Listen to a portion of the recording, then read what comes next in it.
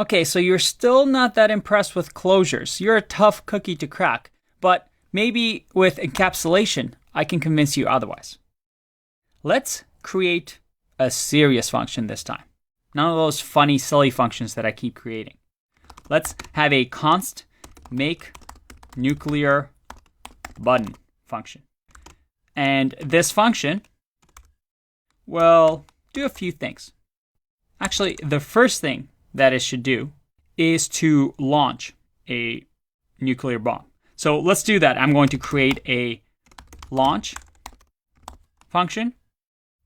And this launch function is going to return a big boom. All right, so that's our launch function. And you know what? I want this function to maybe do more than just launch stuff. Let's have a countdown, or let's figure out how much time we have without the bomb. Let me show you what I mean.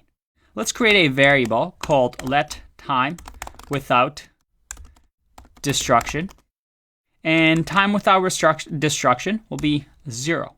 And we're going to create a little timer that counts how long it's been since, well, we've had this mutually assured destruction. So in here, I'm going to have a variable called passTime. And this passTime variable, or function in this case, which happens to be assigned to a variable, will simply have time without destruction and increment that time. And then finally, to make all of this work, I'm going to add a set interval, which is like set timeout, but it keeps running the function that we give it. So in this case, I'm just going to run passTime. So that is to increment the time without destruction by 1. And we'll do that every 1 second. All right, so I've created this. Nothing's being returned from this function. Let's return a few things. I'm going to return an object that has the launch function. And let's maybe also make a total peacetime function that simply gets the time without destruction. So let's create that first. Let's say total peacetime. Add a comma in here. And then I'm going to create another function called const total peacetime, which will just return for us the time without destruction. Nothing too crazy here. And you know what? Just to keep in line with everything, let's, with the launch, before we return the bomb, we'll change time without destruction to equal -1. Oh no, that's not good. Okay, so let's see if this works.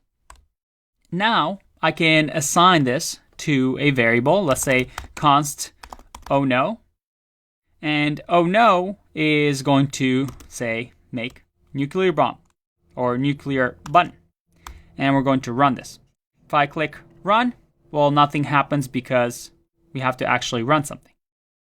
We've just assigned a object to oh no.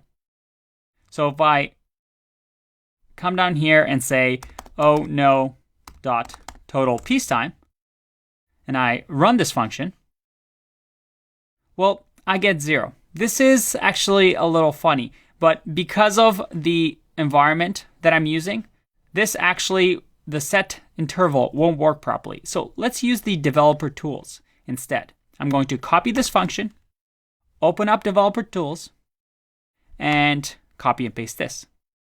Let's see what happens. Oh, I gotta refresh this. Let's try that again. I get 0.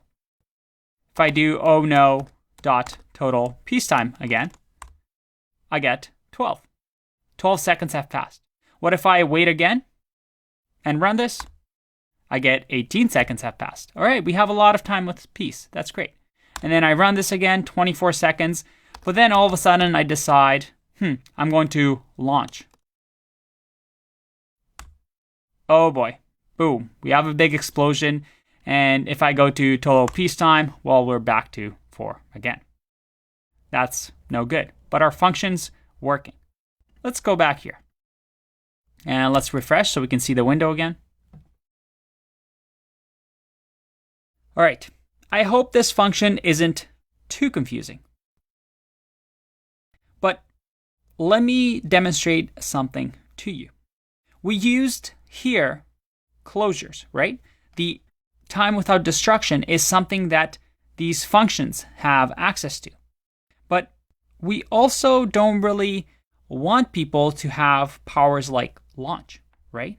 So instead, let's remove the launch function from the returned object and instead just have total peacetime.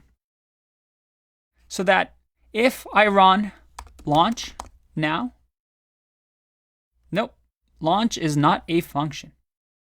And this is what encapsulation does. It's hiding of information that is unnecessary to be seen by the outside world or manipulated. And this gets into the idea of principle of least privilege, a big security principle when it comes to programming, where you don't want to give just anybody access to your API, to your special functions or variables.